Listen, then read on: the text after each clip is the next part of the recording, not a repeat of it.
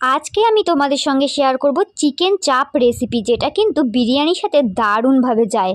তো এত সহজে যে চিকেন চাপটা বানানো যায় তোমাদেরকে আজকে শেয়ার করলে তোমরা দেখে কিন্তু বুঝতে পারবে। তো চলো তাহলে আজকে বেশি দেরি না করে চিকেন চাপ রেসিপিটা তোমাদের দেখিয়ে দিই কতটা সহজ উপায়ে কিন্তু করা যায়। সবার প্রথমে চিকেনটা ম্যারিনেট করার জন্য আমি একটা পেস্ট তৈরি করে নেব, যেটার জন্য কিন্তু আমি এখানে 10-12 পিস কাজু নিয়ে নিচ্ছি, আর এর মধ্যে নিয়ে নেব 2 চামচ মতো চার মগজ। এবার এর মধ্যে একটু জল মিশিয়ে একটা স্মুথ পেস্ট করে নেব।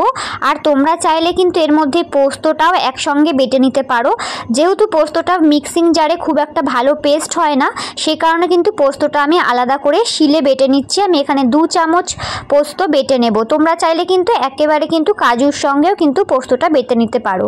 তো আমি একটু শিলে বেটে নিচ্ছি, তাহলে খুব মিহি পেস্টটা হবে, সেই কারণে। তো তোমরা যেরকমভাবে তোমাদের সুবিধা হয় সেটাই তুমি কিন্তু করো। আমি কিন্তু মিক্সিতেও পেস্ট করে দেখেছি, তখন কিন্তু ভালো মতো পেস্ট হয় না, যেহেতু পোস্তর দানা ছোট, একদম ভালো পেস্ট হতে চায় না আর কি মিক্সিতে, সেই কারণে আমি একটু শিলে বেটে নিলাম। তো চলো এবার মাংসটা ম্যারিনেট করে নেব। তো কী কী দিচ্ছি সেটা দেখতে থাকো।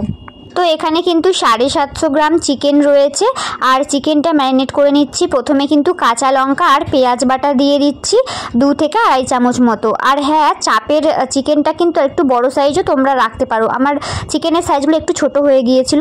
যাই হোক, দিয়ে দিলাম 2 চামচ 1.5 চামচ আদা, 1.5 চামচ রসুন, আর দিয়ে দিচ্ছি পরিমাণ মতো লবণ। আর এবার যেটা পেস্ট করে রেখেছিলাম কাজু আর চারমগজ, সেটাই কিন্তু দিয়ে দিলাম। দিয়ে দিচ্ছি 2 চামচ পোস্ত বাটা।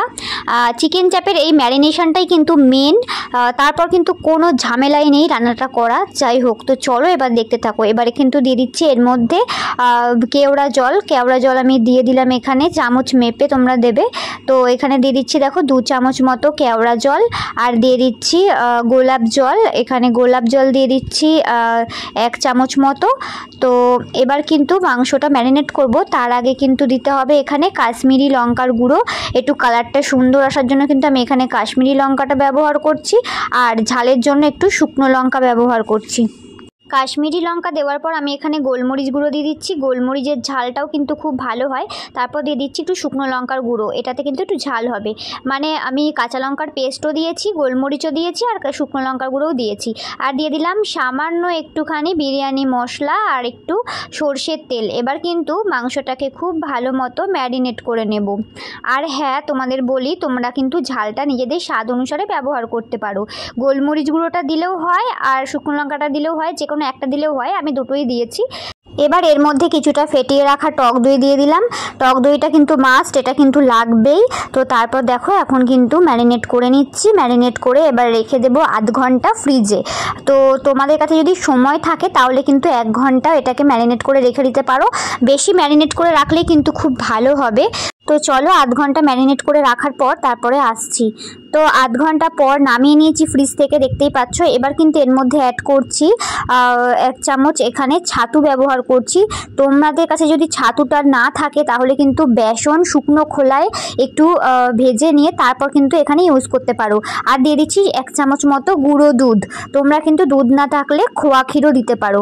আর দিয়ে দিলাম সামান্য 1 ফোঁটা মতো মিঠা আতর। এবার কিন্তু এই তিনটে কিন্তু একদম মাস্ট। আর টক দইটা, এই চারটে উপকরণ কিন্তু খুব ভালো মতো দেখো মেখে নিয়েছি। টক দইটা আগেই মেখে নিয়েছিলাম, আর এই 3টে উপকরণ দিয়ে কিন্তু মেখে নিলাম।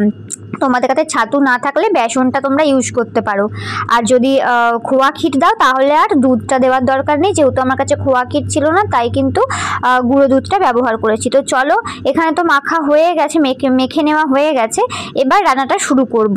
এদিকে কিন্তু কড়াইতে আমি দিয়ে দিচ্ছি সাদা তেল, তোমরা চাইলে কিন্তু সর্ষের তেলেও রান্নাটা করতে পারো। তেলটা একটু গরম হয়ে গেলে 2টো এলাচ, একটু সামান্য লবঙ্গ আর একটু দারুচিনি দিয়ে দিলাম। আর এটাতে কিন্তু খুব সুন্দর একটা সেন্ট বেরোয়। অনেকে চাপ করার সময় কিন্তু তেলের মধ্যে আর কিচ্ছু ইউজ করে না, তো আমি একটু গরম মশলা দিলাম যাতে গন্ধটা আর কি সুন্দর হয়। তো দেখবে তোমরা একটুখানি এটা হওয়ার পরে কিন্তু সুন্দর একটা গন্ধ ছেড়ে আসবে, তখনই বুঝে যাবে যে ফোড়নটা হয়ে গেছে। এর মধ্যে কিন্তু আর কিচ্ছু দেওয়ার দরকার নেই। তো ফোড়নটা হয়ে গেলে কিন্তু এবার কিন্তু আমি দিয়ে দেবো এক এক করে মাংসের টুকরোগুলো, মানে ম্যারিনেট করে রাখা মাংসের টুকরোগুলো এর মধ্যে দিয়ে দেবো। এবার কিন্তু গ্যাসের ফ্লেমটা মিডিয়ামে রেখে মাংসটা একটু ভালো মতো কিন্তু কষিয়ে নেব।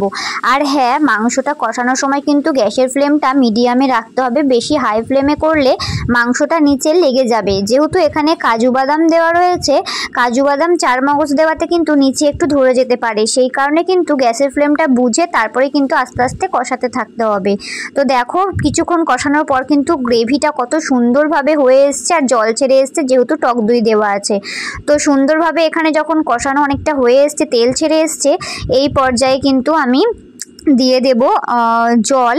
তো জলটা আমি খুব একটা বেশি আমি এখানে অ্যাড করব না, ওই মশলার বাটি মানে আমি যেটাই মিক্সিতে মশলা করেছিলাম সেই মিক্সিতে আর কি মশলার জলটাই আমি একটু সামান্য অ্যাড করলাম। এখানে আর কোনো জল ব্যবহার করার দরকার নেই। আর দিয়ে দিলাম সামান্য একটু চিনি। চিনিটা কিন্তু অবশ্যই দিতে হবে, যেহেতু টক দই ব্যবহার করা হয়েছে। চিনিটা যদি ঠিকঠাক না পড়ে তাহলে কিন্তু মানে মাংসের টেস্টটা ব্যালেন্স হবে না, মানে টক হয়ে যাবে বেশি, যেহেতু টক দইটা অনেকটা পরিমাণে দেওয়া ছিল। তো চলো এবার কিন্তু এটাকে ভালো মতো কষিয়ে এই দেখো নামিয়ে নিয়েছি, আর কোনো কিচ্ছু ঝামেলা নেই। সো ফাইনালি কিন্তু চিকেন চাপ রেডি হয়ে গেল। আর তোমাদের তো দেখালামই কতটা সহজে কিন্তু এই রেসিপিটা বানানো যায়। আমার তো এই চিকেন চাপ বানাতে একটুও মানে খাটনি লাগে না। যাই হোক, তো এই চাপটা তো রুটি বা পরোটার সাথে তো দারুণ যায়। আর আমরা আজকে এটাকে সার্ভ করেছিলাম বিরিয়ানির সাথে। আর এই চাপের গ্রেভিটা তোমরা দেখো, শুধু জাস্ট দেখতে যেমন হয়েছিল, খেতেও কিন্তু দারুণ টেস্ট হয়েছিল। তো বন্ধুরা তোমাদেরকে বলছি, তোমাদের যাদের মনে হয় যে চিকেন চাপ বানানো খুবই কঠিন, তোমরা প্লিজ আমার এই রেসিপিটা দেখে একবার ট্রাই করো। আশা করছি তোমাদেরও ভালো লাগবে। তো চলো আজকের ভিডিওটা এখানেই শেষ করছি। তোমাদের কেমন লাগলো অবশ্যই কমেন্টস করে জানিও, ভালো লাগলে একটা লাইক করে দিও। আবার দেখা হবে নেক্সট কোনো ভ্লগ বা রেসিপি নিয়ে। টাটা।